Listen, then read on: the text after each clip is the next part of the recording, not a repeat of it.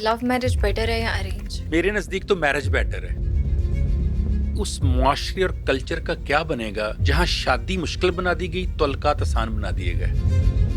शादी के बाद अगर बच्चे पैदा ना हो, सबसे पहले औरत को टारगेट किया जाता है। मेल उतने ही रिस्पॉन्सिबल होते हैं औलाद ना होने की जितनी फीमेल होती हैं। अगर एक घर में 2, 3 या 4 बेटियां हो जाएं, तो भी औरत का कसूर समझा जाता है।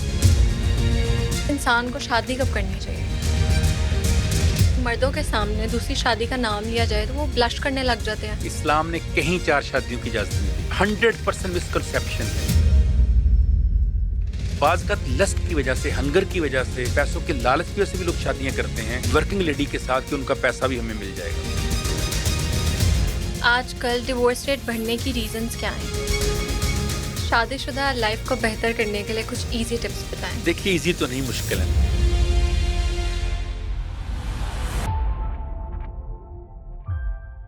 अस्सलाम वालेकुम एवरीवन, आप देख रहे हैं टीवीटी डिजिटल पॉडकास्ट और मैं हूं आपकी होस्ट नूरुल सहर। व्यूअर्स, आज का पॉडकास्ट बहुत इंपॉर्टेंट है क्योंकि आज हम बात करेंगे सोशल इश्यूज के बारे में और इन सब पर बात करने के लिए मेरे साथ मौजूद हैं डॉक्टर काशिफ फराज। तो एपिसोड को एंड तक लाजमी देखिएगा। अस्सलाम वालेकुम सर। वालेकुम सलाम। कैसे हैं आप? मैं बिल्कुल ठीक हूँ। अच्छा सर, ये बताएं कि आजकल हम देखते हैं कि 5-5, 6-6 साल, अक्सर इससे भी ज़्यादा टाइम पीरियड लड़के लड़कियां रिलेशनशिप में होते हैं और फिर एंड पे कहते हैं मेरी अम्मा नहीं मान रही, मेरे पेरेंट्स नहीं मान रहे, यू डिजर्व बेटर।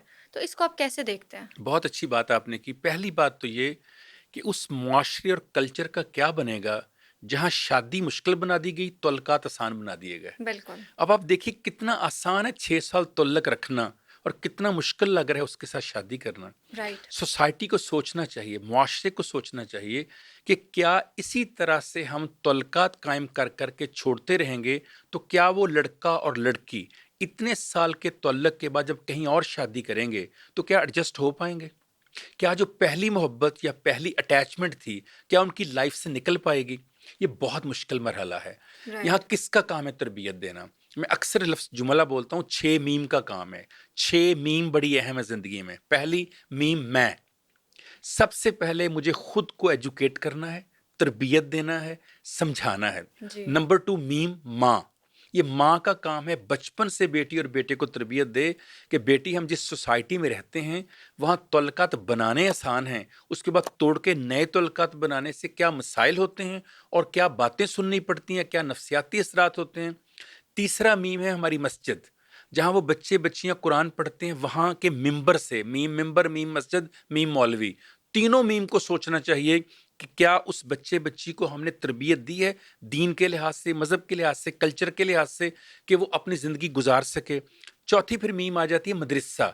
जिस स्कूल में बच्चा बच्ची पढ़ते हैं, क्या उसके सिलेबस में है शादी के हवाले से गुफ्तगू, घर चलाने से, घरदारी के हवाले से गुफ्तगू, तौलकात कैसे कायम करने, उसकी बाउंड्रीज क्या होनी है? जी। वहाँ पर मदरसा हमें नहीं बताता, मदरस पढ़ाने वाला हमें नहीं बताता। और आखिरी मीम छठा है मीडिया।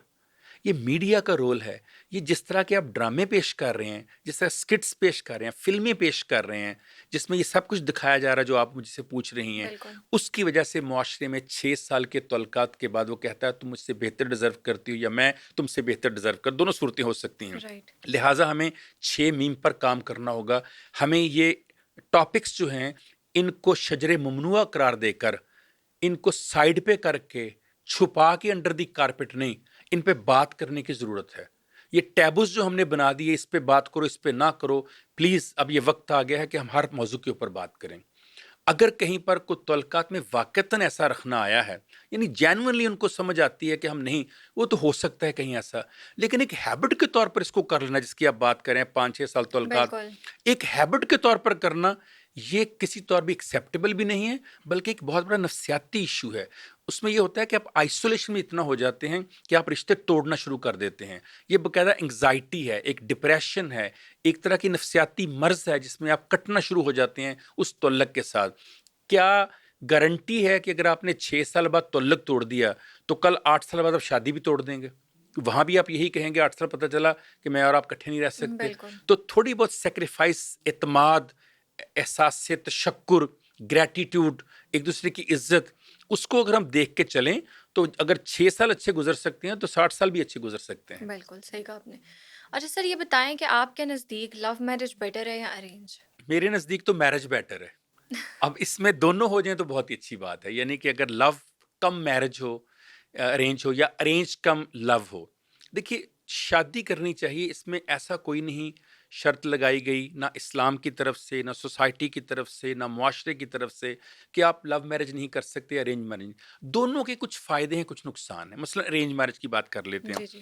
देखिए, सबसे बड़ी बात ये फैमिली इकट्ठी होती है, फैमिली डिसाइड करती है, रिस्पॉन्सिबिलिटी शेयर हो जाती है। कल कोई इश्यू हो तो वही बड़े जिन्होंने शादी करवाई वो बीच में आकर कोई फैसला साजी में, पॉजिटिविटी में रोल अदा कर लेते हैं, राइट, ऑप्टिमिस्टिक हो जाते हैं, मुस्बित हो जाते हैं, समझा लेते हैं। दोनों तरफ से घरों के लोग को फैसला साजी में अपना रोल प्ले कर लेते हैं। फिर यह है कि दोनों घर जो है, दो फैमिलियां मिल जाती हैं। इसके नेगेटिव अब क्या हैं? जब आप इस तरह शादी करते हैं तो मे बी हम-हमंगई ना दोनों में, हार्मोनियस ना हो, बॉडी केमिस्ट्री ना हो दोनों की आपस में कम्युनिकेशन अच्छी ना हो, या शादी वाले दिन पता चले मुझे वो पसंद नहीं है क्योंकि पहले मिलने नहीं देते बाज़ वक़्त अरेंज मैरिज में, तो उसके कुछ ये प्रॉब्लम है। लव बिल्कुल। मैरिज में क्या है? बहुत अच्छी बात है, आप जानते हैं, गुफ्तगू है, कम्युनिकेशन है, एक-दूसरे से आपने वक़्त गुज़ारा हुआ है। मगर क्या होता है कि बाज़ का दोनों की जो फैमिलीज़ हैं, उनका सेक्ट और है, उनकी सब कॉस्ट और है, राइट, उनकी लैंग्वेज और है, उनका लिविंग स्टाइल और है, तो दोनों घर आपस में जो है ना वो केमिस्ट्री एक डेवलप नहीं कर पाते। फिर ये है कि मुश्तरका लोग कोई नहीं होते जो उनकी सुलह कल करा सके, मसला हो जाए तो लव मैरिज के अंदर अपने मसाइल हैं, अरेंज मैरिज के अंदर अपने मसाइल हैं। बिल्कुल। क्या ही अच्छा हो कि अरेंज मैरिज हो तो लव हो जाए, और लव मैरिज हो तो दोनों घर मानकर अरेंज उसकी शक्ल दे दें, तो वो एक आइडियल सूरत हाल बन सकती है। बिल्कुल, अदरवाइज मेरा ख्याल है कि एक मैच्योर लड़का लड़की को डिसीजन देना चाहिए उनके हाथों में कि बेटा बेटी आप लव मैरिज करना चाहते हैं या आप अरेंज, मगर कुछ बाउंड्रीज के अंदर रहते हुए, कि राइट, अगर आप लव मैरिज करना चाहते हैं तो हमारे ज़रिए से होगी, यानी पेरेंट्स जाएं, पेरेंट्स से मिलें, दो फैमिलियों का मेल हो। ये ना हो कि सिर्फ लड़का लड़की डिसीजन करें और शादी करके आ जाएं। और अगर अरेंज करना चाहते हैं तो जो इस्लाम ने हुक्म दिया कि दोनों लड़के लड़की को बाकायदा मिलने दो, उनको बात करने दो, हत्ता कि यहाँ तक कहा एक बार दोनों तन्हाई में अगर कहीं जाना चाहें, बात करना चाहें, गुफ्तगू करना चाहें, उनको मौका दिया जाए भरपूर। तो ये ज़रूर देना चाहिए। बिल्कुल। आपने क्योंकि बात की तो मुझे वैसे एक लाइटर नोट पे बात याद आ गई। एक शौक़ आवार की किताब है अताउल्लाह कासमी साहब की। उसमें वो लिखते हैं कि मैं 1973 में नॉर्वे गया, तो एक ओल्ड पीपल होम में मुझे एक बाबे ने कहा कि तुम कहाँ से हो? मैंने कहा मैं पाकिस्तान से हूँ। कहता ओहो हो! आपके मुल्क में बारे में सुना है कि आप शादी के वक़्त लड़के-लड़की से पूछते ही नहीं हैं और उनकी शादी कर देते हैं। तो कासमी साहब ने बड़ा खूबसूरत जवाब दिया। उन्होंने कहा नहीं सर ऐसी बात नहीं है। हम लड़का-लड़की से पूछते हैं, अगर वो मान जाएँ तो शादी कर देते हैं। उस बूढ़े ने कहा अगर ना माने, कहते फिर भी कर देते हैं। तो फिर भी नहीं करनी चाहिए कि अगर ना माने ये गलत बिल्कुल। बात है। तो राइट, अगर नहीं ऐसे है। माने तो जहाँ उनकी चॉइस हो वहाँ उनकी शादी करनी चाहिए। बिल्कुल। अच्छा सर, इस बात में कितनी हकीकत है कि कमाने वाली औरत मर्द को कुछ भी नहीं समझती? क्योंकि सर हम सोसाइटी में देखते हैं कि अक्सर लड़कियाँ अपने शौहर से ज़्यादा कामयाब हैं, उनसे ज़्यादा कमा रही हैं, लेकिन वो अपने शौहरों की इज़्ज़त करती हैं, घर को सपोर्ट करती हैं। किसी हद तक ये आपकी बात ठीक है। मैं तो अपने घर की आपको मिसाल देता हूँ कि जी, जो जी। मेरी मदर हैं, उन्होंने मेडिकल की तालीम ली अर्ली 60s में लाहौर से, और मेरे फ़ादर जो हैं उसी दौर में सिविल इंजीनियरिंग कर रहे थे। जी। जब जॉब में आए तो मेरी वालदा की जो सैलरी थी वो ज़्यादा थी, मेरे फ़ादर की सैलरी कम थी। फिर मेरी वालदा ने अपनी जॉब के साथ शाम को क्लिनिक बना लिया, अम्मी की जो अर्निंग थी वो डबल हो गई। यहाँ तक हुआ कि जो हम पाँचों भाइयों की एजुकेशन है, हमारा घर है, गाड़ियाँ हैं, ज़मीन है, उसमें से बड़ा रोल जो था वो अम्मी की मेहनत का था। ओके। मगर हमने अपनी वालदा को, इस वक़्त मेरी वालदा 81 साल की हैं, मेरे फ़ादर 85 साल के हैं, 85। मैंने आज तक कभी अपनी वालदा को अपने वालिद से ऊँची आवाज़ में बात करते, उनकी किसी बात को रद्द करते, हत्ता कि आज भी मेरे फ़ादर के कपड़े मेरी वालदा इस्त्री करके तैयार करती हैं, उनका खाना मेरी अम्मी देती हैं, उनको चाय अम्मी देती हैं। हत्ता कि 2-4 मिनट अम्मी इधर-उधर हो जाएँ, अब्बू आवाज़ें दे रहे होते हैं। हम ओके। कहते हैं, हमारी हुँ। वाइफ़ मेरी वाइफ़ हैं जब भाइयों की कहती हैं, हम वो कहती नहीं, सुरैया आके देगी मुझे। तो हमने तो बिल्कुल बरक्स देखा है कि वो रिगार्ड करते हैं, लेकिन जो आपका सवाल है वो अपनी जगह बहुत अहम है आज के दौर में। हमने कुछ 10 साल से ये फिनोमेना देखा जो आप बात कर रही हैं, कि अगर औरत की अर्निंग ज़्यादा है या उसका ओहदा ज़्यादा बड़ा है, तो आम तौर पर उसको ख्याल आता है वही जो आपने पहले सवाल में कहा कि जी हमें साथ नहीं रहना चाहिए। उसको लगता है कि मेरा स्टेटस, मेरा पैसा, मेरा मकाम किसी और शख्स को ज़्यादा डिज़र्व करता है। मैं देखिए, अगर इसको हम थोड़ा-सा अपोज़िट करके देखें जी, जी। कि 90% मेल ज़्यादा अर्निंग करता है फीमेल से। क्या कभी मेल ने इस शर्त के ऊपर बीवी छोड़ी है कि मेरी अर्निंग ज़्यादा तुम्हारी कम है? तो बीवी को भी सोचना चाहिए कि अगर मेल जो है, मेल डोमिनेंट सोसाइटी में सारे अर्निंग, बल्कि अगर आप देखें तो 64% हमारे यहाँ तो हाउस मेकर्स हैं, यानी घर में होती है ना खवातीन, राइट। मेल काम करते हैं। तो क्या कभी मेल ने इसलिए बीवी छोड़ी कि क्योंकि ये कमाई नहीं करती, काम नहीं करती, इसको छोड़ दूँ? तो बड़ी अजीब-सी बात नहीं लगती कि एक फीमेल ये सोचे क्योंकि मेरी अर्निंग ज़्यादा है, लिहाज़ा मैं इस ख़ावंद को छोड़ दूँ या इसको कुछ ना समझूँ। बल्कि मुझे वो प्रवीण शाकर का जुमला याद आता है जो उन्होंने खुशबू के दीवाचे में लिखा। उन्होंने लिखा कि रिज़्क की अंधी दौड़ में रिश्ते रिश्ते कितने पीछे रह जाते हैं।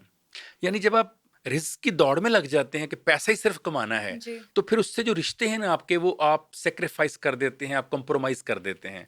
तो यहाँ पर ये इश्यू आ रहा है कि अगर कोई औरत या लड़की ऐसा सोचती है, उसे सिर्फ़ ये सोच लेना चाहिए कि अगर तो ज़िंदगी सिर्फ़ पैसे से बनती है, तो बिल गेट्स की बीवी उसे छोड़ के कभी ना जाती। हाँ, राइट। उससे ज़्यादा पैसा किसी के पास नहीं था। बिल्कुल। सो पैसा ज़िंदगी को गुज़ारने का कोई अच्छा, हमने तो अपने घरों में देखा है कि जैसे भी हालात होते थे, हमारे दादा-दादी, नाना-नानी, वालिद-वालिदा, अशफाक अहमद बानो कुद्सिया, मैं उनकी गाड़ी चलाता था, मैं उनके साथ रहा हूँ। वासिफ़ साहब को मैंने देखा है, मुनीर नियाज़ी साहब को मैंने देखा है। ओके। हमने तो देखा घर में पैसे हों या ना हों, वो इतना रिगार्ड करते थे, अपनी बीवी का नाम नहीं कभी लेते थे। जी कहकर उनको बुलाते थे। बल्कि आपको एक बड़ा मज़े का किस्सा सुनाता हूँ। मैंने एक बार अशफाक अहमद साहब बाबा जी से कहा, मैंने कहा बाबा कभी बानो अम्मा ने आपको मोहब्बत में कमी करके तो एहसास दिलाया कि मैं तेनों की समझ नहीं है? पापा ने बड़ी प्यारी बात की। पापा ने कहा हाँ। पापा ने कहा ऐसा हुआ था। मैंने कहा कब? कहते जब सबसे बड़ा बेटा अनीक पैदा हुआ तो ओके। तुम्हारी अम्मा की तवज्जो मुझसे हटके बेटे को चलेगी। तो मैंने कहा बाबा आपको तो बड़ा गुस्सा आया होगा, आपने सोचा होगा कि मानो को छोड़ दूं, मैंने इसकी खातिर घर छोड़ा, एक मजंग छोड़ा, मैंने कोठी छोड़ी, मैंने अपना स्टेटस छोड़ा, मैं खैमे में आ गया मॉडल टाउन रहने के लिए। मुस्कुरा कर कहने लगे बेटे नहीं, मैंने इसका हल सोचा। मैंने कहा क्या? कहते हैं वो जिस बेटे से प्यार करती थी मैंने उस बेटे से प्यार करना शुरू कर दिया। ओके। जब मैंने उस बेटे से प्यार करना शुरू किया, बानो वापस मेरी तरफ लौट आई। फिर जब दूसरा बेटा हुआ उसका प्यार 2 बेटों में बँट गया, मैंने दोनों बेटों से प्यार करना शुरू कर दिया। जब बेटी पैदा हुई तो उसका प्यार 2 बेटे और बेटियों में चला गया, मैंने तीनों बच्चों से। फिर एक जुमला बोला बाबा ने। बाबा ने कहा बेटा, आशिक का जो मशूक होता है, अगर वो मशूक से जुड़ी चीज़ों से इश्क करना शुरू कर दे, मशूक उसे कभी छोड़ के नहीं जाता। राइट। काम ये है कि अगर मेरी बीवी या मेरा हस्बैंड है, तो उससे जुड़ी हर चीज़ मुझे अच्छी लगनी चाहिए। बिल्कुल। हर चीज़ की वही इज़्ज़त होनी चाहिए जो उसकी करता हूँ। तो कभी आपका मशूक़ आपको छोड़कर ये नहीं कहेगा कि मेरे पैसे ज़्यादा कमाती हो, तुम क्या कमा के लाते हो? बिल्कुल। अच्छा सर, शादीशुदा लाइफ़ को बेहतर करने के लिए कुछ ईज़ी टिप्स बताएँ? देखिए ईज़ी तो नहीं, मुश्किल है, साफ़-सी बात है, मुश्किल बता आसान कोई नहीं है। दें। इसकी उसकी वजह है, मैं तो जस्ट एक लाइटर नोट पे कह रहा हूँ जी, मुश्किल है। जी। असल में अपनी अना को, अपनी ईगो को, अपने आप को सैक्रिफाइस करना, अपने आप को जला देना, वो कहते हैं ना कि अ, जो शमع है वो जलने के बाद रोशनी करती है। अगर बिल्कुल। घर में आप रोशनी चाहते हैं ना, तो आपको बाज़ का जलना भी पड़ता है। तो अगर आप ये सोच लें कि मैंने दूसरे की इज्जत करनी है, हम आहंगी करनी है, मैंने इसी से गुजारना है, तो अल्टीमेटली आपको अच्छी चीज़ें नज़र आना शुरू हो जाती हैं। मसलन मैं आपको एक और ज़ाती मिसाल देता जी, हूँ। जी। मेरे जो नाना थे वो कश्मीरी थे, खूबसूरत थे, गोरे चिट्टे थे, लंबे थे, उनका तालीम बड़ी थी, अरबी फ़ाज़िल, फ़ारसी फ़ाज़िल, पंजाबी फ़ाज़िल, उर्दू फ़ाज़िल, ओके। बहुत बड़े मतलब ओहदों पे रहे, बहुत नाम था उनका। उनके मुकाबले में मेरी नानी थीं, वो एक कबूल सूरत औरत थीं, आम जैसे ख़वातीन होती हैं, वो दोनों खड़े मियाँ-बीवी नहीं लगते थे। मैं उनके पास रह के पड़ा फैसलाबाद में। मैंने एक दिन भी अपने नाना-नानी को लड़ते नहीं देखा। उसकी वजह क्या थी? नाना शाम को आए हैं और नाना ने आकर कहा नानी से मुझे खाना दो। नानी ने खाना दिया, ठंडा था। नाना को आदत थी गरम सालन हो, गरम रोटी हो, ठंडा पानी हो। अब नाना ने कहा, नाम लेने का रिवाज नहीं था ना, तो मामू के नाम पे लेते हैं, मुनीर की बीबी, मुनीर दे अब्बा। तो कहा मुनीर दी बीबी ये सालन ठंडा है? तो उन्होंने गुस्से से कहा, नानी ज़रा ज़ुबान की तेज़ थी। अच्छा खासा गर्म है, खा लें। तो सालन का ऐसे पकड़ा, ऐसे प्लेट को, नानी के साथ ऐसे टच किया, कहने लगे तू इड्डी गर्म है, तेरे ना लाया सालन गर्म हो गया, और फिर खा लिया। ओके। कभी सालन आया, नमक ज्यादा है, तो नाना ने क्या किया, थोड़ा थोड़ा लगा के खा लिया। अगर नमक कम है, सालन ज्यादा लगा लिया। जब मैंने कहा नाना नमक कम है, नमक ज्यादा है, कहने लगे बेटे मुनासिबी तो ही डालती है ना, अगर कभी ज्यादा या कम हो जाए तो कहने की क्या जरूरत है, ज्यादा है तो कम लगा लो, कम है तो ज्यादा लगा लो। राइट। देखिए जिसने जिंदगी गुजारनी होती है बिल्कुल। वो एडजस्टमेंट के लिए चीजें ढूंढ लेता है, जैसे नाना ने ढूंढ ली। अगर राइट। छोड़ना हो तो आपके लिए सालन गर्म या ठंडा होना, पानी गर्म या ठंडा होना, कपड़े अच्छे या बुरे पहनना, यही मिसाइल पैदा कर सकता है। लेकिन जब वो डिसीजन ले लें, मैंने यहीं इसी के साथ ज़िंदगी गुजारनी है, ये जैसा है जैसी है हमने वैसे ही ज़िंदगी गुजारनी है, एक दूसरे की तरह हो जाना है। तो कहा था ना बुल्ले शाह ने, रांझा रांझा कर दी ने मैं आप ही रांझा रांझा। होई, सद्दो ने मैनू तीदू रांझा हीर ना आखो कोई, रांझा मैं रांझे विच गैर ख्याल ना कोई, मैं नहीं आप या अपनी आप करे दिल जोई। तो जब आप एक हो जाते हैं ना, मेरा वो जो कुरान ने कहा ना कि हम एक दूसरे का लिबास है मियाँ बीवी, बिल्कुल। अगर आप इस लिबास की मानी को समझ लें कि असल में हमने एक दूसरे के ऐब छुपाने हैं, एक दूसरे के मसाइल को हल करना है, एक दूसरे की ढाल बनना है। एक बार जब अशफाक अहमद सब दुनिया से चले गए, मैंने बानो अम्मा से कहा अम्मा आओ बाहर सैर पे लेके जाऊं।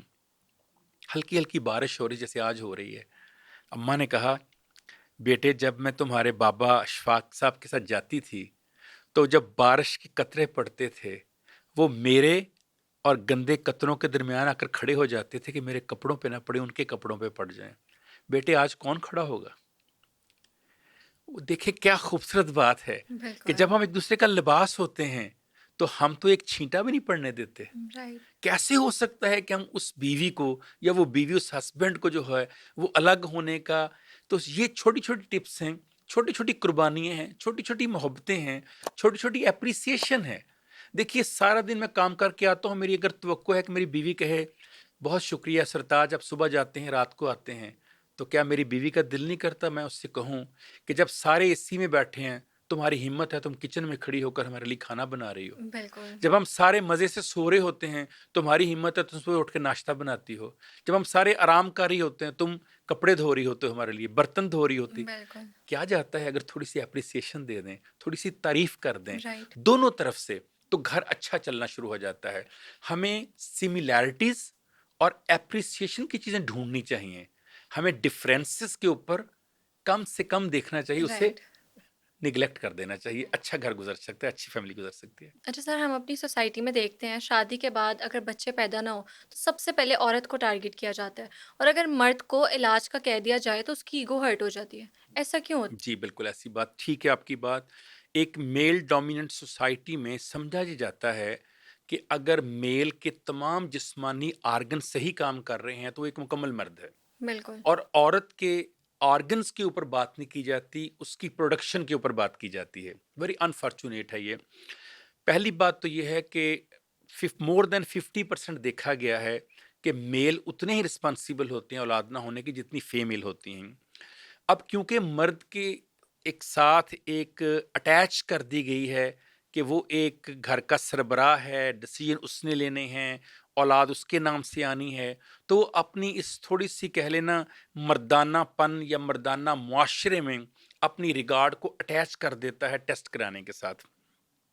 और जब फीमेल का टेस्ट होता है, ये भी आपको अगली बात बताऊं, जब फीमेल का टेस्ट होता है और वो टेस्ट ठीक आ जाता है, यानी अगर ये पता चल जाए कि फीमेल में ये प्रॉब्लम नहीं है औलाद ना होने की, उस वक्त तो मर्द को अंदाजा नहीं होता कि भी अब ना भी टेस्ट कराए, मैं जी कहता हूँ जी। नहीं भी कराया। जब एक औरत ने करा लिया और उसमें निकला कि वो ठीक है, बिल्कुल। अब कहाँ खड़ा है, वो कहाँ स्टैंड ले रहा है। सो थोड़ा सा गौर करना चाहिए कि अगर आप उस बीवी को सिर्फ बच्चे पैदा करने की मशीन के तौर पर लाए हैं तो आपकी बात ठीक है।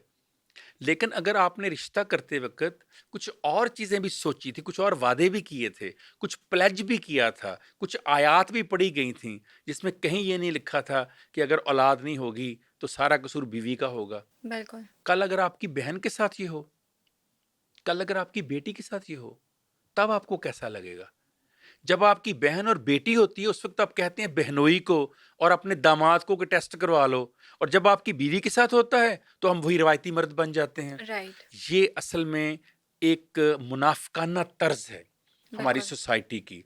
मगर अब वक्त आ गया है, मैं हमेशा जब कुछ खवातीन ऐसी बात आकर क्लिनिक में करती है ना कि मेरा मर्द नहीं मानता, मैं उनसे कहता हूँ इत्मीनान के साथ आप टेस्ट करवाएं, टेस्ट करवा के जाके रिपोर्ट वहाँ रख दें, बस कुछ ना कहें, वो खुद ही देख लेगा कि आपकी रिपोर्ट ठीक है कि नहीं ठीक है। वो कहे सर इससे मुझे डांटेगा, मुझे बुरा भला कहेगा। मैंने कहा इस तरह कौन सा वो आपकी इज्जत कर रहा है, कम से कम उस तरह आप उनको बता तो सकेंगी कि सरताज मेरा इसमें कोई कसूर नहीं है। जो आपने बात की इसका अगला पार्ट भी मैं आपको बताता हूँ। जी, अगर जी। एक घर में 2, 3 या 4 बेटियां हो जाएं तो भी औरत का कसूर समझा जाता है। बिल्कुल। अब मुझे आप बताइए कि दुनिया भर की साइंस ये कहती है, बायोलॉजी ये कहती है कि एक्स और वाई क्रोमोसोम मेल से आने हैं, एक्स एक्स क्रोमोसोम फीमेल से आने हैं। यानी फीमेल बेटा हो या बेटी हो सिर्फ एक्स क्रोमोसोम प्रोड्यूस कर सकती है। तो फिर बिल्कुल। उसके हाथ में कहाँ से है बेटे पैदा करना या बेटी पैदा करना? ये तो राइट। मर्द का वाई क्रोमोसोम जो एक्स से मिलेगा तो बेटा होगा। तो हम 3 या 4 बेटियों के बाद सेकंड मैरिज करते नहीं लोग देखे बिल्कुल कि जी ऐसे ही बेटा है। नहीं हुआ। जी। तो मुझे बिल्कुल समझ नहीं आती कि क्या सिर्फ आपने बच्चे बनाने की और बेटे बनाने की मशीन के तौर पर शादी की थी, या आपने जब शादी की थी उस वक्त ये एक सानवी चीज थी कि जब मियाँ बीवी हैं एक दिन माँ बाप भी बनेंगे। लेकिन अगर अल्लाह को ये मंजूर नहीं, अगर उसके यहाँ इसकी मंजूरी में देरी है। मेरे एक उस्ताद हैं, हयात हैं, अभी जिंदा हैं दुनिया में, अगर वो मेरी आवाज़ सुन रहे हैं, सर माफ़ कीजिएगा मैं आपका नाम नहीं ले रहा। उनके घर 22 साल के बाद अल्लाह ने बेटा दिया।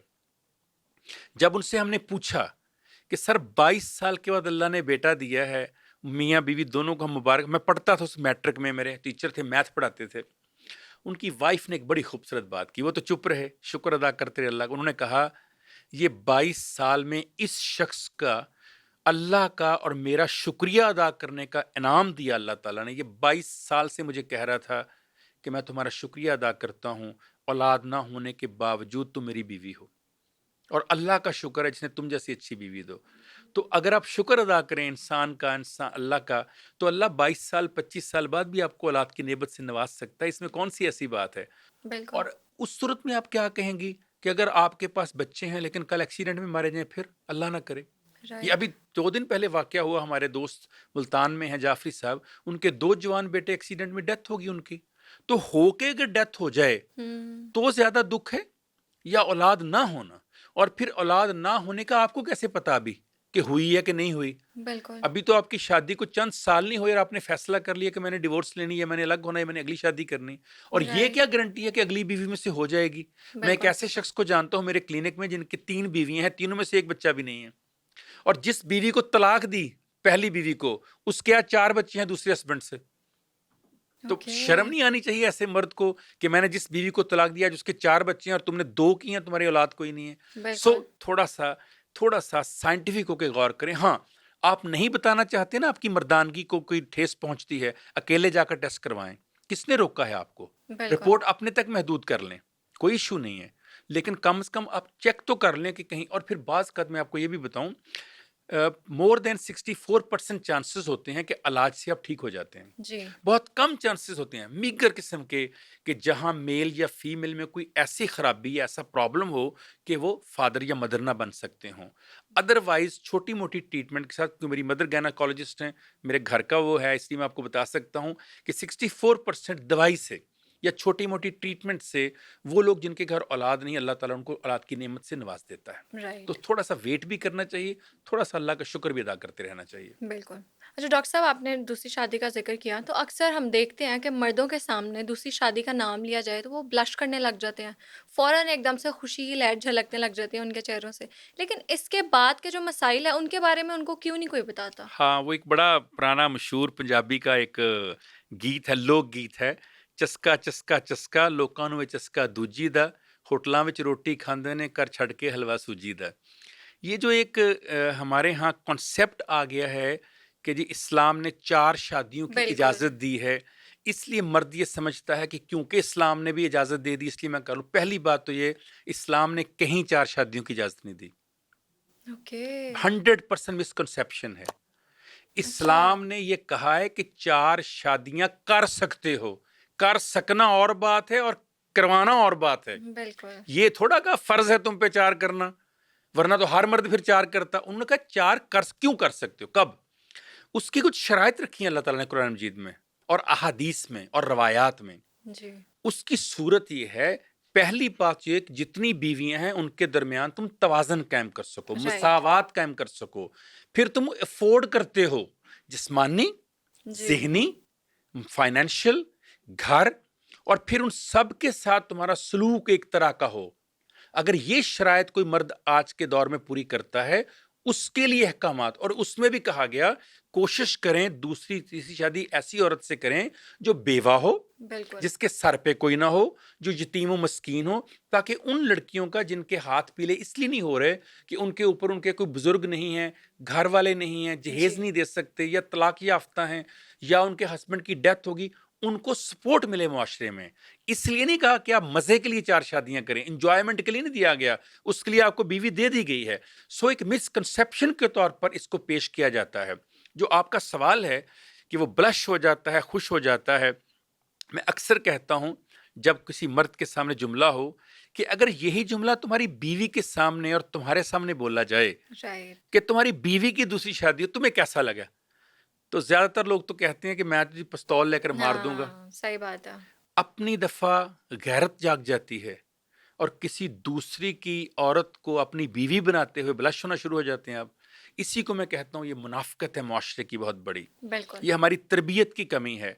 मैं आपको अपने घर की मिसाल दूं, बार बार आ जाती है, मगर क्या करें कि बास का समझाने के लिए बताना पड़ता है, खुद तौसीफी के लिए नहीं। मेरी अपनी कोई सिस्टर नहीं, हम 5 भाई हैं। ओके। होना तो ये चाहिए था कि जिस औरत ने 5 बेटों को जन्म दिया वो बच्चों को कहती कि औरत क्या चीज होती है। लेकिन हमारी माँ ने हमें पांचों को यह कहा कि बेटे, तुम्हारी बीवी हो या दुनिया भर की कोई भी औरत, आपकी आंख और आपकी जुबान में हया होना चाहिए।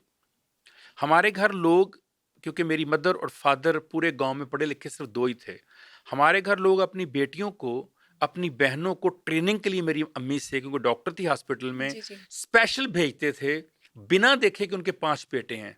उसकी वजह क्या है? पूरे गांव में था कि हो सकता है फरिश्ते तो किसी लड़की को ऐसी नजर से देखें, ये 5 भाई नहीं देखते। क्यों?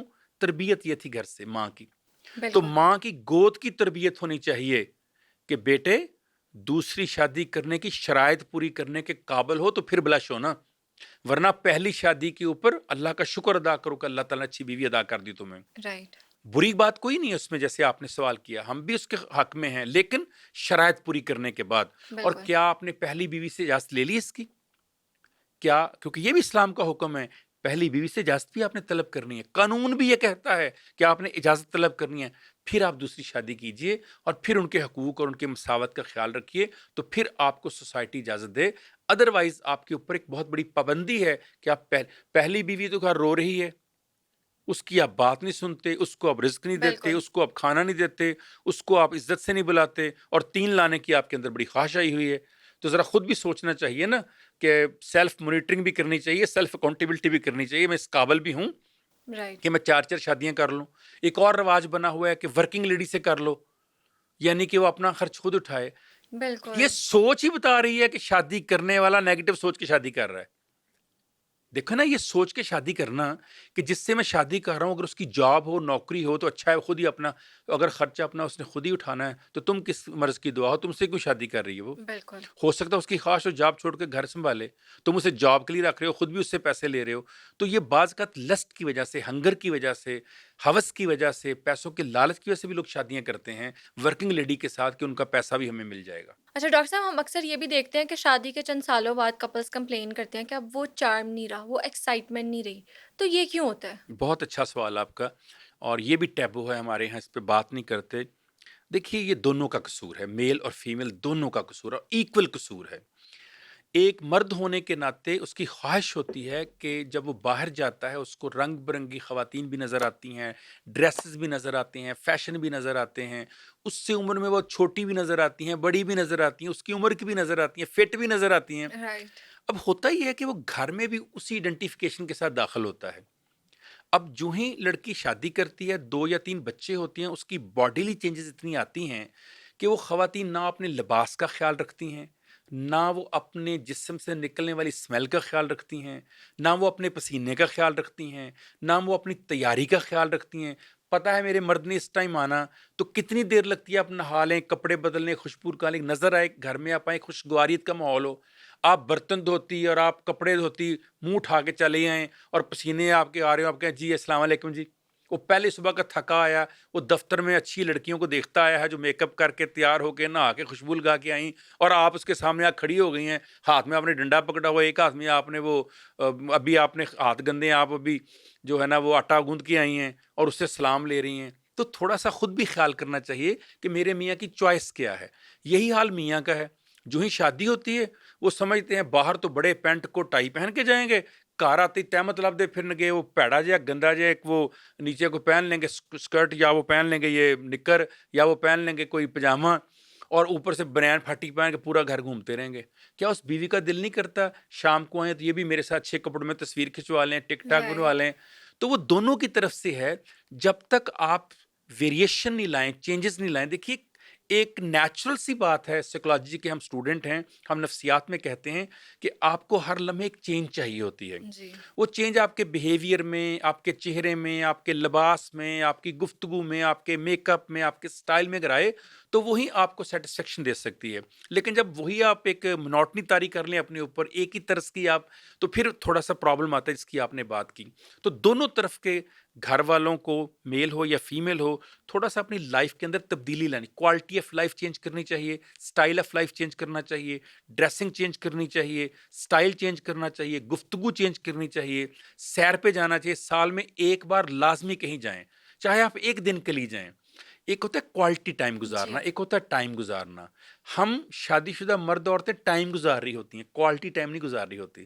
क्वालिटी टाइम होता है जब दिल की बात करें, सैर करें, हाथ में हाथ बांध के कॉफ़ी पीने जाएं, कहीं आप तन्हाई में कोई बैठ के बात कर, वो सारी ख़त्म हो जाती है।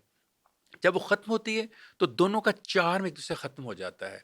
मेरे पास 2-3 ऐसे पेशेंट्स आ रहे हैं क्लिनिक में, जो एग्ज़ैक्टली वही बात करते हैं जो आप कह रहे हैं। लेकिन वजूहात वो हैं जो मैंने सारी बयान की हैं। उनकी आपस में लड़ाई क्या है? मेल कहता है जी मैं सुबह जाता हूँ, रात को आता हूँ। मेरा होता है कि मैं आऊँ, मेरी बीवी नहा के, कपड़े पहन के मेरा इस्तकबाल करे, बात करे, बैठे, मेरे से दिल दिन का हाल पूछे। जब बीवी से पूछते हैं, वो कहती है, ये बातें हैं जी, मैंने रोटी पकानी होती है, इनके अम्मी-अब्बू हैं, उनको देनी होती है, इनके बच्चों को देनी होती है, इनकी रोटी तैयार, मैं अब किचन में खड़ी हूँ कि इनको आके मिलूँ। अब मुझे समझ नहीं आती कि अगर आधा घंटा पहले रोटी पका के रख लो, या उनको आके मिल के, उनको इस्तकबाल करके, तारीफ़ करके, घर का पूछ के फिर रोटी बनाने चली जाओ, क्या क़यामत आ जाएगी कोई? यानी आधा पौना घंटा आगे-पीछे नहीं कर सकती बीवी या हस्बैंड। तो दोनों तरफ से जब ये प्रॉब्लम आएँगे, दोनों स्टैंड लेना शुरू कर देंगे, फिर मर्द क्या करेगा? जो डेफ़िशिएंसी उसे घर मिलती है ना, वो बाहर पूरी करेगा। बस उसे अच्छे लिबास वाली, अच्छे लिहाज़ वाली, अच्छी मेकअप वाली एक लड़की वो बाहर ढूँढता फिरेगा क्योंकि उसे घर में नहीं मिल रही। बीवी जब देखेगी कि मेरा ख़्याल करने वाला मर्द नहीं, उसे कोई फ़ोन पे भी ख़्याल करेगा ना, इज़्ज़त से बुलाएगा, ਉਹਦੇ ਨਾਲ गल्लां करन लग पेगी। क्योंकि उसकी वो कमी है, उसके अंदर वो डेफ़िशिएंसी है, वो थर्स्ट है उसको। तो जहाँ से थर्स्ट पूरी होती है, वहीं दोस्तियाँ शुरू हो जाती हैं फिर। इसी बिल्कुल। वजह से होती हैं। अदरवाइज़ अगर मियाँ-बीवी दोस्त बनकर रहें, गपशप लगा लें, कोई हफ़्ते 10 दिन, 15 दिन, महीने बाद बाहर चले जाएँ, वॉक कर आएँ, पार्क में हो आएँ, फ़िल्म देख आएँ, क्वालिटी लाइफ़ गुज़ारें, तो ये मसाइल नहीं आएँगे जिनकी आप बात कर रही हैं। बिल्कुल। अच्छा डॉक्टर साहब, आपके नज़दीक आजकल डिवोर्स रेट बढ़ने की रीज़न्स क्या हैं? जिन जो हम बातें कर रहे हैं सारी रीज़न्स हैं। पहली तो मैं आपको बताऊँ कि बहुत अलार्मिंग है। जी। एक जगह है जुडिशियल अकेडमी, वहाँ पर मैं ट्रेनिंग देता हूँ जजेस को। सिविल जज से लेकर सेशन जज तक मेरे पास वहाँ ट्रेनिंग होती है। पंजाब जुडिशियल अकेडमी ने जजेस से पूछा, सिविल जजेस, क्योंकि उनका केस होता है, ये फैमिली उनको जजेस कहते हैं। उन्होंने अलार्मिंग बताया, कहते हैं काशिफ़ साहब 800 टाइम्स रेशो बढ़ गई है डिवोर्स की। ओके। यानी 800 दफ़ा बढ़ने का मतलब समझती हैं आप कि जो पहले 1 तलाक होती थी, अब 800 तलाकों के केस आते हैं। वो कहते हैं पूरा दिन फैमिली जजेस सिर्फ़ तलाक के केस ही करते रहते हैं। अगली बात जो अलार्मिंग है वो ये है कि तलाक इस बात पे नहीं हो रही कि कोई बहुत बड़ी इज़्ज़त का इश्यू आ गया, या कोई मर्द किसी औरत के साथ पकड़ा गया, या औरत मर्द के साथ, या फैमिली इश्यू नहीं। इतनी मीगर मसाइल हैं, इतने छोटे। वो कहते हैं ख़वातीन का है टिक-टॉक नहीं बनाने देता, ये मुझे कपड़े नहीं पहनने देता, ये मुझे मेकअप नहीं करने देता, ये मुझे ड्रामा नहीं देखने देता। और मेल कहता है ये मुझे रोटी नहीं पका के देती, ये मुझे कपड़े इस्त्री करके नहीं देती, मैं घर आता हूँ ये ड्रामा देखती रहती है, मैं आता हूँ ये टिकटॉक बना रही होती है, टिकटॉक पे इसके आशिक इसकी तारीफें करते हैं। इतनी छोटी-छोटी बातें हैं जिनका हल आधे घंटे या आधे मतलब मिनट में हो सकता है, कोई बड़ा बैठे सुलह करा दे, उस पर डिवोर्स हो रही हैं। और जब वो कहते हैं कि हम कंप्रोमाइज़ का टाइम देते हैं जजेस कि आप कंप्रोमाइज़, कहते हैं काशिफ़ साहब 99% जवाब आता है कंप्रोमाइज़ नहीं करना। ओके। पहले 100% लोग कंप्रोमाइज़ कर लेते थे बच्चों को देख के, घर को देख के। अब वो कहते हैं नहीं जी फैसला कर लिया मैंने। और इससे बड़ी तीसरी दुःख की बात ये है कि जिन्होंने डिवोर्स बचानी थी, यानी पेरेंट्स दोनों तरफ के, वही राइट। खड़े होकर कह रहे होते हैं जी असीं नहीं नौ रखनी, असीं नहीं जी दमाद रखना। यानी जिनका काम था शादी को बचाना, बिल्कुल। वही डिवोर्स लेने के लिए खुद खड़े होते हैं अदालतों में। अब आपका जो सवाल था कि उसकी वजूहात क्या हैं, जो पहली उसकी सबसे बड़ी वजह है वो है बाहमी इज्जत और एतमाद टूट गया है। हमने फैमिली को ब्रेकअप कर दिया है। हम रिश्तों को मियाँ बीवी का और बीवी मियाँ का, हम उसको वक्ती और टिश्यू पेपर की तरह समझ रहे हैं। हमारा ख्याल है कि यहाँ टूटेगा और जगह कर लेंगे, वहाँ टूटेगा और जगह कर राइट। लेंगे। ऐसे नहीं चल सकता मामला। मेरे उस्ताद डॉक्टर डेविड कहा करते थे, अमेरिका में पढ़ता था, वो कहते थे जिस मुआशरे में सब चलता हो वो मुआशरा कभी नहीं चल सकता। ये ओके। जो हर चीज चलना शुरू हो गई है ना हर तरह का मुआशरे में, हमारा मुआशरा ultimately like a house of cards, ताश के पत्तों की तरह बिखर जाएगा ये मुआशरा। बाहमी इज्जत हो, एतमाद हो। मौला अली ने नहजुल बलागा में कहा रिश्ते खून के नहीं होते, रिश्ते एहसास के होते हैं। और फिर मौला का अगला जुमला सुनिए, मौला ने कहा रिश्ते इज्जत से बनते हैं, एहसास से बनते हैं, अना से टूट जाते हैं। तो जब अना ले आएंगे आप रिश्तों के राइट। अंदर कि मैं और मैं से बाहर हम नहीं कहेंगे, तो अल्टीमेटली डिवोर्स ही होगी वहां पर। जब आप फैसला कर लें कि मैंने साथ नहीं रहना, तो फिर आपको अच्छी चीजें भी ऐब नजर आने लगती हैं। जब बिल्कुल। मैं डिसीजन कर लूं मैंने इस लड़की के साथ रहना है, तो मुझे बुरी चीजें भी अच्छी लगना शुरू हो जाएंगी। तो डिसीजन करें शादी के वक्त कि आपने जिंदगी गुजारनी है या आपने सिर्फ चंद महीने या चंद साल के लिए उस लड़की को खराब करने के लिए अपने घर लाए हैं। तो ये डिवोर्स की रेशो बहुत कम होना शुरू हो जाएगी। मैंने जैसे आपको अपने नाना की मिसाल दी, जी, जी। जैसे मैंने इशफाक साहब की आपको मिसाल दी कि छोटे छोटे मसाइल होते हैं, उससे आपने अंडरस्टैंड करना होता है कि किस तरह से मेरी बीवी को सुकून, सुकून कल्ब, इत्मीनान या मोहब्बत मिलेगी। उसको सोचना होता है कि मेरा मियाँ किन बातों पे खुश होता है। यानी हमें एक दूसरे के लिए थोड़ा सा रूम देना है, जगह देनी थोड़ी सी दूसरे को। जो ही वो स्पेस मिलती है, जगह मिलती है, तो हमारे सारे मसले हल होना शुरू हो जाते हैं। जब शाम को रात को घर आता है मर्द थके आते को कहती है बाजार चलना है, अब वहां लड़ाई होनी है ना। इसी तरह से जब औरत कोई काम कहती है मर्द गुस्सा करता है। मैं हमेशा कहता हूँ कि वो आया है, उसे आप बैठने दें, कपड़े बदलने दें, खाना दें, उसके बाद उसको कहें कि जी हमने जाना है, कब वक्त है आपके पास। कभी भी नाराज नहीं होगा वो। जब वो कहें अभी चलो जी मैं तैयार बैठी हूँ, तो वो तो बेचारा पहले सारा दिन का थक आया, उसको अब घर चाहिए। वो बाहर से भागा किस लिए? घर के लिए। और आप घर में क्या करिए? बाजार चलो। भी वो आपसे अच्छी जगहों पे घूम रहा था अपने दफ्तर में, उसके लड़कियां लड़के सब थे, वो छोड़ के आया अपनी बीवी के पास, बीवी कहती नहीं फिर बाहर चलो। और सेम दूसरी तरफ भी होता है कि कई ऐसे मर्द हैं जो कई कई महीने बीवियों को बाहर नहीं लेकर जाते, घर के अंदर ऐसे बंद किया जैसे वो कोई गुलाम है, जैसे कोई राइट। कनीजें हैं उनकी। तो थोड़ा सा मेहरबानी फरमाएं, दोनों तरफ सोचें। तो जो आपका सवाल है, डिवोर्स की रेशो भी कम हो जाएगी, घरों का quality of life and quality of work भी अच्छा हो जाएगा बिल्कुल। इंशाल्लाह। अच्छा सर, रिसेंटली एक बहुत दर्दनाक वाक़या पेश आया है कि हमारी इंडस्ट्री में हुमैरा, जो कि बहुत फ़ेमस मॉडल हैं, वो अपने फ्लैट में कई माह मुर्दा हालत में पड़ी रहीं और किसी दोस्त, किसी भी रिलेटिव ने पता तक ना किया। इस सारे वाक़ये को आप कैसे देखते हैं? जी, बहुत अच्छा सवाल आपने किया, मगर इससे पहले क्या हमें पता है जिस मुआशरे में हम रहते हैं वहाँ हमारी रवायात क्या थी, हमारा कल्चर क्या था और हमने अपने बुजुर्गों से क्या सीखा था? मैं 3-4 बातें आपके सामने रखता हूँ, फिर इसको हमारा के ऊपर अप्लाई करते हैं। बिल्कुल। सबसे पहले हमें ये कहा जाता था मस्जिद ढा दे, मंदिर ढा दे जो कुछ टहंदा, एक बंदे दा दिल ना टावी, रब दिलां विच रहिंदा। बिल्कुल। हम काबे जाते हैं रब से मिलने के लिए। रब तो आपके और मेरे दिल के अंदर है। बिल्कुल। रब तो मेरी और आपकी शारक के करीब है। जब एक इंसान को आप इस दुनिया से इस तरह से रुखसत करते हैं कि उसका पर्दा भी नहीं आप रखते, तो फिर आप कौन से रब से काबे मिलने के लिए जाते हैं? किसी ने बिल्कुल। कहा था आदम की किसी रूप में तहकीर न करना, फिरता है ज़माने में खुदा भेस बदल के। क्या पता कौन सा इंसान रब के कितना करीब हो, किसका क्या तकवा हो। अभी आपने हमारा की बात की, तो मुझे याद आ गया कि मेरे उस्ताद मंजर मुफ्ती साहब एक शेर बोला करते थे। वो कहते थे जिसे कल फरिश्तों ने सजदा किया था, वो आज फुटपाथ पे मुर्दा पड़ा है। क्या ये वो इंसान था जिसको कल आदम के नाम पर अल्लाह ने सजदा करवाया था? उस इंसान का ये सलूक हम करते हैं कि 7, 8, 10 माह तक उसकी लाश एक जगह बिखरी पड़ी हुई है और हम उसको डिकम्पोज़ होने का इंतज़ार कर रहे हैं। ये लाश तो चली गई, वो दुनिया से हमारा चली गई, हमारा दोबारा नहीं आनी। लेकिन ये लाश मेरी और आपकी लाश है, ये दफ़न-ज़दा मुआशरे की लाश, ये अलमिया की लाश है जो आपको और मुझे नज़र आ रही है। क्या हमें नहीं सोचना चाहिए कि इस तरह से अगर हम तअल्लुक़ तोड़ने शुरू कर देंगे। मुझे अपने बाबा जी का जुमला बहुत याद आता है, अशफ़ाक़ अहमद साहब का। वो कहा करते थे, बेटे तुम इस तरह सोच-सोच कर तअल्लुक़ तोड़ दोगे कि अगर वो मुझे याद नहीं करता तो मैं उसे याद क्यों करूँ? बिल्कुल। क्या उनका काम नहीं था उसके करीब लोगों का? जब 8 माह तक एक लड़की इंस्टाग्राम पर, फ़ेसबुक पर, व्हाट्सऐप पर, जहाँ-जहाँ वो एक्टिव थी, जब उसका कोई पैगाम अपलोड नहीं हो रहा, जब वो कोई गुफ्तगू नहीं कर रही, जब वो कोई बात नहीं कर रही, जब वो किसी मैसेज का जवाब नहीं दे रही, जब उसके फ्लैट की बिजली कट जाती है, यानी किसी हमसाये को, किसी मिलने वाले को, किसी दोस्त को, किसी कोलीग को, किसी साथ काम करने वाले को, किसी को तौफ़ीक नहीं हुई। बिल्कुल। मैं जब उसकी हिस्ट्री पढ़ रहा था, मुझे हैरत हुई कि बाज़ औक़ात आपके किए हुए ड्रामे और प्रोग्राम आपकी ज़िंदगी के कितने करीब होते हैं। उसका पहला प्रोग्राम था तमाशा घर, वो राइट। तमाशा बन गई, उसे घर ना मिला। उसका दूसरा प्रोग्राम था एहसास फ़रामोश, सारा मुआशरा एहसान फ़रामोश उसे मिला। उसका तीसरा ड्रामा था गुरु, उसे ज़िंदगी में कोई गुरु ना मिल सका, उसको कोई मेंटोर ना मिल सका लाइफ़ में, कि वो इस तरह से बेयारो मददगार, बेकफ़न लाशा के पड़ी रही, डिकम्पोज़ हो गई। मगर एक बहुत अच्छा काम कर गई, इस मुआशरे को एक्सपोज़ कर गई। ये बता गई कि आज हम वेस्टर्न मुआशरे की उन रवायात पे चलना शुरू हो गए हैं, जहाँ 10-10 माह तक आपकी लाश पड़ी रहे, तो किसी को एहसास भी नहीं होता। क्या इससे पहले ऐसा नहीं हुआ? कितने केसेज़ हैं। बिल्कुल। और ये तो वो केस था ना, जो लाइमलाइट में आ गया। उसके पेरेंट्स ने उसकी लाश लेने से इनकार कर दिया, बड़ी अदाकारा थी, ऐसे नाम ही था, है। जलेबी उसकी फ़िल्म थी। एक तरह से वो सोशल मीडिया पे एक्टिव थी, 8 लाख फॉलोअर्स थे। हम वो लोगों को भी जानते हैं जिनके 8 फॉलोवर भी नहीं हैं। क्या उनकी लाशें हम इस तरह देखी नहीं हैं? क्या हमने बिल्कुल। सुने नहीं है? क्या हमें पता नहीं रोज़ ऐसा होता है? सो इस मुआशरे के लिए सोचने का काम है कि कब तक आप सोशल आइसोलेशन में।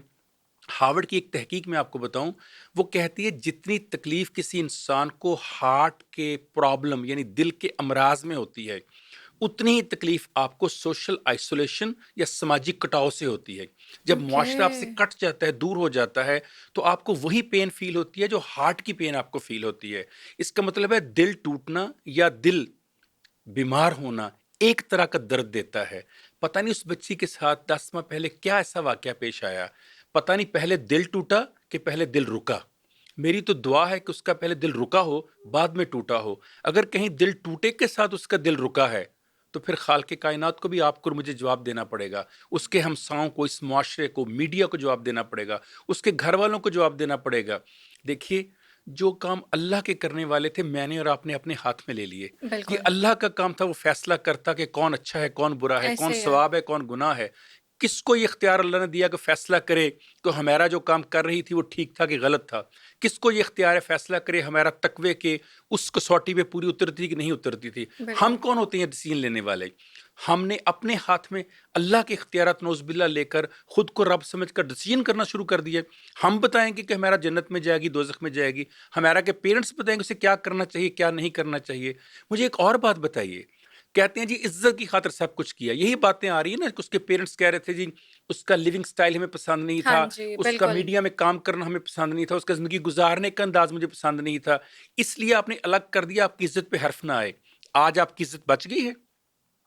आज पूरी दुनिया में जो इज़्ज़त का जनाज़ा आपका निकला है, आपकी बेटी की लाश की वज़ह से एक्सपोज़ हुए हैं, क्या उससे ज़्यादा उसने ख़राब कर दिया था? फिर आपको वो वक़्त भूल गया, जब नबी पाक सल्लल्लाहु अलैहि वसल्लम के एक सहाबी हज़रत ज़ुबैर रज़ी अल्लाह तआला अन्हु कहते हैं, या रसूल अल्लाह, मैंने कल ख्वाब में देखा, वो जो एक फ़ाहिशा बदकिरदार अरब की औरत थी, वो जन्नत में घूम रही थी। आपने कहा, ज़ुबैर, तुम्हें इस पर हैरत क्यों हुई?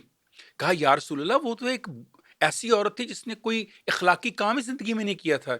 आपने कहा, ज़ुबैर, तुझे क्या मालूम कि मौत से पहले वो एक रेगिस्तान से गुज़र रही थी और उसने एक बकरी के बच्चे को बिलखते देखा प्यास से। उससे बर्दाश्त ना हो कुएँ के पास गई। कुएँ में पानी निकालने के लिए कोई बर्तन नहीं था। उसने अपना जूता उतारा, जूते के साथ उसने रस्सी लटकाई और उस जूते में पानी भर के उस बकरी को पिलाया।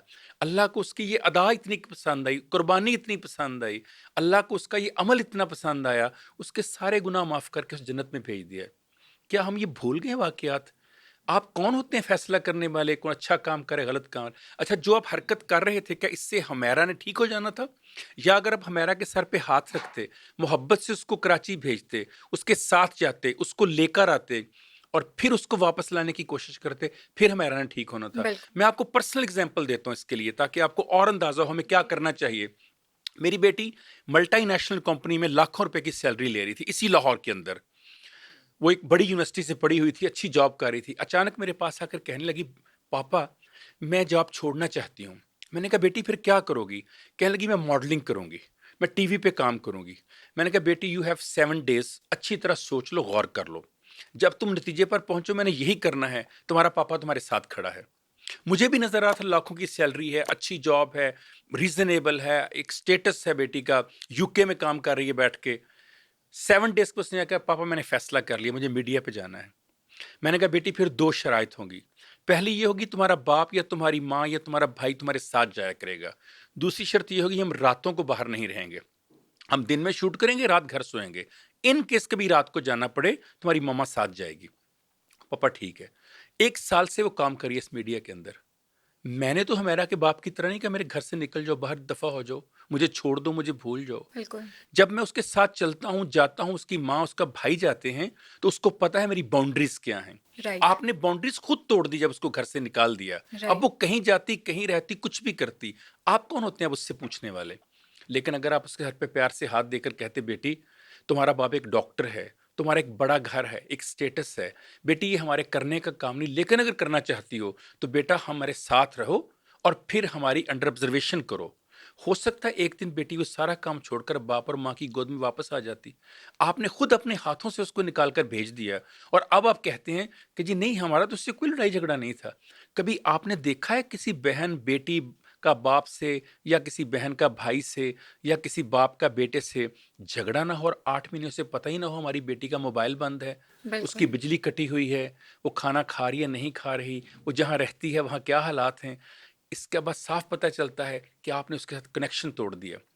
आपको पता है मीडिया में काम कितना मुश्किल है इस मुल्क में, बिल्कुल। कितनी कितनी मुश्किल से नाम बनाना पड़ता है। अब ऐसे हुआ क्या, वो नाम बनाने के लिए गई, एक अच्छा क्लिक नहीं मिला, एक अच्छा मेंटोर नहीं मिला, एक अच्छा माहौल नहीं मिला, कुछ भी हो सकता है।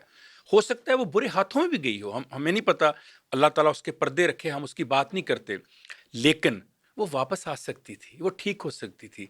ये कितना तज़ाद है कि जब आपका बेटा नशे पे लगता है, जब आपका बेटा दो नंबरी करता है, जब आपका बेटा गलत हरकतें करता है, जब आपका बेटा जुर्म करता है, आप उसकी ज़मानत कराते हैं, साथ बिल्कुल। रहते हैं, मेरा बेटा है जी, मेरा नाम। और जब बेटी से गलती हो जाती है, आप उसे पूरी ज़िंदगी के लिए ज़िंदगी से निकाल देते हैं। क्या वो आपकी आपका नाम लेने वाला नहीं? क्या उसके नाम के साथ आपका नाम नहीं चल रहा? क्या बेटी आपकी कुछ नहीं लगती? सिर्फ़ बेटे ही आपके लगते हैं? सोसाइटी को अपने अंदाज़ सोचने के बदलने पड़ेंगे।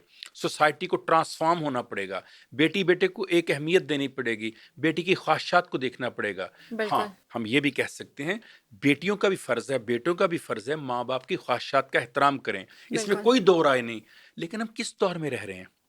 हम डिजिटल शोर के दौर में रह रहे हैं। डिजिटल वर्ल्ड के अंदर आप अलग-थलग होकर दुनिया से नहीं रह सकते। जो सबसे बड़ा इश्यू है उसे हम साइकोलॉजी की ज़ुबान में कहते हैं हाई कनेक्टेडनेस, लोएस्ट इंटरकनेक्टेडनेस। यानी वो 8 लाख लोगों के साथ हाईली कनेक्टेड थी, पर अपने घर के अंदर वो लोएस्ट इंटरकनेक्टेड थी। जब तक आप इंटरकनेक्टेड नहीं होंगे अपने करीबी लोगों के साथ, तो फिर आपके 8 लाख हों या 8 करोड़ हों या 8 अरब फॉलोअर हों, फिर आप इस तरह तन्हाई की ज़िंदगी ही गुजारेंगे और तन्हाई में ही मरेंगे। बिल्कुल। शोहरत बहुत ही एक ऐसी चीज़ है। मेरे उस्ताद थे तारिक अजीज़ साहब, आपने नाम सुना होगा टीवी पे, जी, जी। पहले अनाउंसर थे। एक बार उनके घर बैठा था मैं गार्डन टाउन। मैंने कहा तारिक साहब आप तो बड़े लकी हैं, आपका बड़ा नाम है, आपकी बड़ी शोहरत है, दुनिया आपको जानती है, पहचानती है। आप तो बड़े खुश होते होंगे? उनकी आँखों में वो आँखें भीग गईं उनकी। उन्होंने एक जुमला बोला मरहूम तारिक अज़ीज़ ने, आज तक मेरे रोंगटे खड़े कर देता है।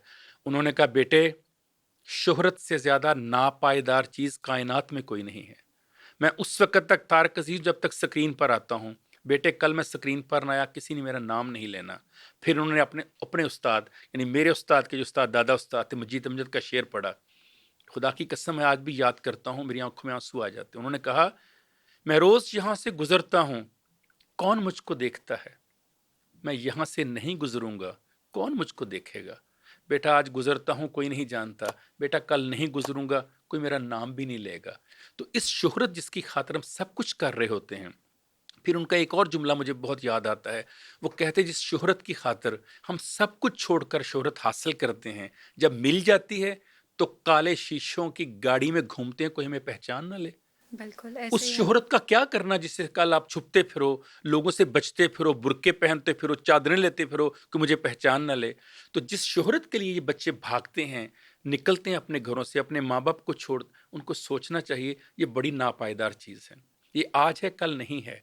इसलिए अपने घर में रहकर अपने वालिदैन की ज़ेर सरपरस्ती, उनकी मॉनिटरिंग में रहकर जो दिल चाहता है करो। जितना उछलना है उछलो। देखिए, मैं और आप उस वक़्त तक उछल सकते हैं जब तक ज़मीन अपनी हो। इस ज़मीन पर खड़े होकर मैं जितना उछलूँगा वापस इसी पर आऊँगा। जब बिल्कुल, ज़मीन मेरी नहीं होगी, जंपिंग पैड मेरा नहीं होगा, तो फिर मैं उल्टे मुँह गिरूँगा, मुझे उठाने वाला कोई नहीं होगा। ये वही हमेरा है ना, जब छोटे वक़्त गिरती थी इसकी माँ और बाप उठाकर कहते थे, "बेटी दोबारा उठ के चलो।" एक बार वो मीडिया में जाकर गिरी, तो क्या उनका काम नहीं था उसको उठाना? छोटी बेटे और बेटी को हम उठा लेते हैं, वो ऐसा बिल्कुल। गिरना जिस पे छोटी-सी चोट लगती है। यहाँ दिल को चोट लगी और किसी ने उसको उठाना गवारा नहीं किया वहाँ से। ये खाके खून नशीना था, जो खाके खून नशीन हो गया बस। नहीं, ये मुआशरे की आँखें खोलने के लिए इस तरह की कई हमेरा आएँगी, कई हमेरा जाएँगी। मगर आपकी और मेरी आँखें खोल जाएँगी कि अगर हमने आज फैसला नहीं लिया कि हमें ट्रांसफ़ॉर्म होना है, अंडरस्टैंड करना है, कनेक्टेडनेस रखनी है, अपनों का पता लेना है। जानती हैं हमारा को मौत से पहले क्या चाहिए था? क्या सिर्फ़ चाहिए एक था? जुमला चाहिए था, बेटी कैसी हो? हमारा तुम ठीक हो ना? हमारा तुम्हें बहुत याद आती हो। हमारा तुम्हारे बिना ये घर अधूरा है। एक जुमला अगर उसकी माँ उसको भेज देती, उसका वालिद उसको भेज देता, उसका भाई उसको भेज देता, उसकी बहन या उसकी भावज उसको भेज देती, वो कभी भी इस तरह दुनिया से ना जाती। एक थपकी चाहिए होती है आपको, बेटी तुम्हारा बाप है ना? एक प्यार चाहिए राइट, होता है सर के ऊपर, बेटी तुम्हारी माँ है ना? बिल्कुल। एक हौसला चाहिए होता है, हाथ पकड़े भाई कहे, तुम्हारा भाई अभी ज़िंदा है। बस एक जुमले से इंसान ज़िंदगी में वापस आ सकता है। हमारा को एक जुमला नहीं किसी ने दिया। हमारा को किसी ने अपना कान नहीं दिया जहाँ वो अपनी व्हिस्परिंग कर सकती मेरा दुःख क्या है, मेरी तकलीफ़ क्या है। दुःख ये नहीं है कि हमारा की लाश 10 माह में डिकम्पोज़। दुःख ये है जो काम कब्र के पर्दे के नीचे होना था, वो मेरी और आपकी लापरवाही की वजह से कब्र के ऊपर हो गया। इसका हिसाब तो मुझे और आपको और मुआशरे को देना पड़ेगा। बिल्कुल, अच्छे लोग मुआशरे को इनाम के तौर पे दिए जाते हैं, सज़ा के तौर पर वापस ले लिए जाते हैं। और जब सज़ा मिले तो सोचना चाहिए, सज़ा किस बात की मिली है, क्यों मिली है और इस सज़ा से बचने का क्या तरीका है। ये मौका आ गया है मेरे और आपके लिए। फिर इंसान को शादी कब करनी चाहिए? अच्छा, ऐसा है कि ये एक ऐसा क्वेश्चन है जिसके कई पहलू हैं। एक पहलू इस्लामी पहलू है, एक समाजी पहलू है, जी, एक मुआशरती पहलू है, एक नफ्सियाती पहलू, एक जिस्मानी पहलू है। हर पहलू को हम अलग-अलग देख लेते हैं। इस्लाम ने तो बड़ा वाज़ेह हुक्म दिया है कि एक मर्द उस वक़्त शादी करे जब अपनी बीवी और उससे जुड़े हुए अखराजात को वो किसी न किसी अंदाज़ में बियर करने के काबिल हो। जी, यानी मैं अपना घर चला सकूँ, मुझे माँगना ना पड़े, हाथ ना फैलाना पड़े, कल बच्चे होने हैं उनको मैं खर्चा दे सकूँ। लड़कियों के बारे में कहा गया कि जो ही वो सन्ने शऊर को पहुंचें, यानी कि उनकी एज 18 साल प्लस हो जाए, और ये हमारा कानून भी कहता है पाकिस्तान का, तो आप उसकी शादी कर सकते हैं। लेकिन उसके साथ कुछ चीज़ें और भी देखने वाली हैं। जब दीन ने आपके ऊपर ये शर्त लगाई सन्ने शऊर तक पहुंचने की, साथ ये भी कहा कि क्या कल ये माँ बनने का रोल अदा कर सकती है? इतनी मैच्योरिटी है उसके अंदर, इतनी समझ है उसको, इतनी तरबियत है उसकी। सो हमें समाजी तौर पर भी देखना है, जिस समाज में हम रहते हैं, क्या वहाँ इतनी छोटी बच्ची की शादी करके हम उस पर जो ज़िम्मेदारियाँ डाल देते हैं। ये मैं क्यों कह रहा हूँ?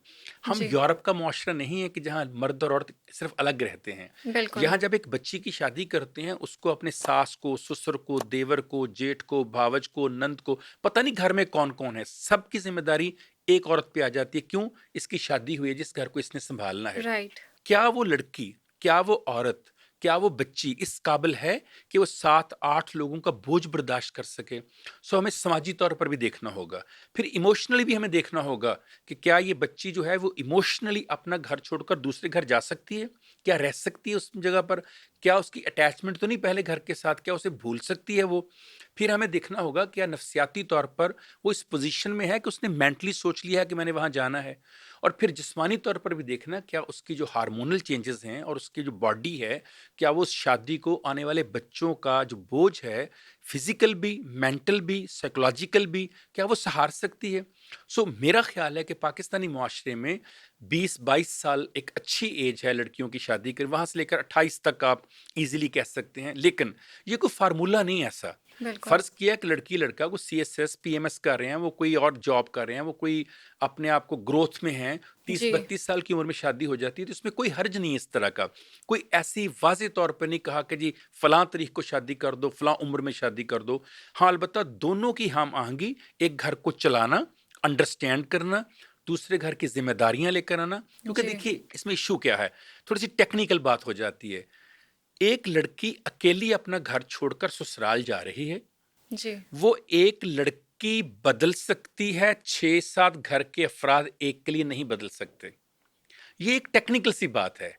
जब एक लड़की शादी करके ससुराल गई है, तो एक लड़की को according to the need and requirement of the 7-8 लोग चेंज होना पड़ेगा थोड़ा बहुत। अब उस एक लड़की के लिए 8 लोग चेंज नहीं हो सकते, पॉसिबिलिटी नहीं है इंसानों में कि 8 लोग बदल जाएँ। थोड़ी बहुत चेंजेस तो आ सकती हैं, लेकिन ऑल टुगेदर चेंज नहीं हो सकते। कैसे? मेरा जो माँ और बाप है, वो ऐज के उस हिस्से में होते हैं जब मेरी शादी होती है कि जिनको मैं तब्दील करने की कोशिश भी अगर करूँ, तो 40 इयर्स के बाद आदतें नफ्सियाती तौर पर पत्थर की सेल की तरह सख्त हो जाती हैं। अब मैं यही बता सकता हूँ अपनी बीवी को कि देखो, मेरे वालिद और वालिद की इतनी उम्र हो चुकी है, 60 साल प्लस हैं, वो तब्दील नहीं होंगे, तुम्हें तब्दील होना पड़ेगा थोड़ा बहुत। तो क्या लड़की में ये एक्युमेन है, ये विज़न है, ये विज़डम है कि वो अपने आप को तब्दील कर ले दूसरे घर जाकर? ये भी देखना पड़ता है। सो शादी उस वक़्त करें जब ये तमाम शराइत लड़का और लड़की पूरी कर रहे हों। उसके बिल्कुल। लिए अगर आपको तरबियत देनी पड़े, समझाना पड़े। देखिए पुराने दौर में पुरानी माएँ जो थीं, दादियाँ जो थीं, नानियाँ जी क्या करती थीं? वो एजुकेट करती थी बच्चियों को कि बेटा पराए घर जाकर ये करना होगा, पराए वैसे तो मैं पराए के लफ्ज़ के खिलाफ हूँ। मैं हमेशा कहता हूँ जहाँ बेटी दे दी वो पराया कहाँ रहा, वो तो सबसे ज़्यादा अपना हो जाता है। लेकिन बाहर एक टर्म बोली जाती थी कि दूसरा घर है वो ससुराल है तुम्हारे। तो वो ट्रेनिंग करती थी क्या कहना है, कैसे आपने उनके साथ गुज़ारना है, कैसे आपने एप्टीट्यूड या एटीट्यूड दिखाना है, कैसे वर्क करना है। अब क्या हुआ? अब जब शादी होती है तो बताया जाता है कि तुम्हारा दूल्हा जो है ना, खामद उसकी सुनना तुम। अब उससे क्या होता है कि वो जो 7-8 लोग घर में दीगर होते हैं, यानी दूल्हे के भाई हैं, बहनें हैं, जी। भावज हैं, वालिद हैं, वालदा हैं, उनकी खिदमत करना या उनके साथ एडजस्ट करना लड़की अपना नहीं समझती ड्यूटी। तो उस वजह से प्रॉब्लम क्रिएट हो रही हैं। अगर हम बच्चियों को ये तरबियत देकर भेजें, बेटा देखो, यहाँ पर तुम्हारी अम्मी भी तुम्हें कुछ कह देती हैं, अब्बू भी कुछ कह देते हैं। तुम्हारे भाई भी बड़े कुछ कह देते हैं, बहन भी कह देती हैं। इसी को उठाकर ससुराल में ले जाओ। बेटा जैसे यहाँ माँ-बाप, भाई और बहन हैं और तुम सुन लेती हो, बेटा उनको भी अपना माँ-बाप, बहन और भाई समझना। और वो भी ये ख़्याल करें कि अगर मेरी बेटी किसी के घर जाए, तो उससे अगर वो सलूक हो जो मैं इस बहू के साथ कर रहा हूँ, मुझे कैसा लगेगा? तो सो दोनों तरफ से थोड़ी-सी एक फ्लेक्सिबिलिटी भी चाहिए, ट्रेनिंग भी चाहिए, तो फिर शादी करनी चाहिए। अदरवाइज़ शादी में जल्दबाज़ी करके घर तबाह नहीं करने चाहिए। बिल्कुल। बहुत शुक्रिया सर, बहुत अच्छी डिस्कशन थी। बहुत शुक्रिया आपके टाइम थैंक यू का। Very much. Thank you. उम्मीद करते हैं आपको आज का पॉडकास्ट बहुत पसंद आया होगा। नेक्स्ट आप किन टॉपिक्स पर पॉडकास्ट देखना चाहते हैं, कमेंट सेक्शन में अपनी राय का इज़हार करें और हमारे channel the blue truth digital को सब्सक्राइब करना ना भूलें। मिलते हैं नेक्स्ट पॉडकास्ट में, तब तक के लिए स्टे ट्यून्ड। अल्लाह हाफ़िज़।